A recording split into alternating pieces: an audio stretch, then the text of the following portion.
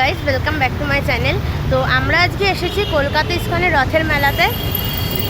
তো এই রথের মেলাটা শুরু হয়েছে 7 তারিখ থেকে। তো আজকে 9 তারিখ আমরা এসেছি। তো চলেই এসেছি প্রায় মেলার সামনে। এখন ঢুকবো মেলার ভিতরে। এরপর আমরা গেলাম মেলার ভিতরে, আর এই হলো 3টে রথ। তো তারপর সেখানে যে গুন্ডিচা মন্দিরটি করা হয়েছিল আমরা সেখানে গেলাম, আর সেখানে গিয়ে দেখলাম যে এখনও ভগবানের দ্বার খোলা হয়নি। তো আমরা অপেক্ষা করছিলাম।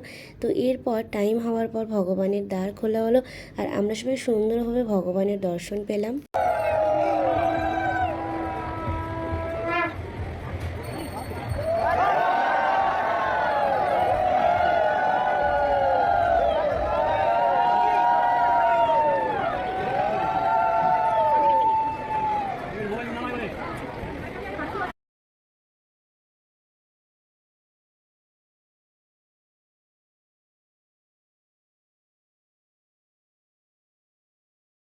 এরপর ভগবানের দর্শন করার পর আমরা সবাই চলে গেলাম রথ প্রদক্ষিণ করতে।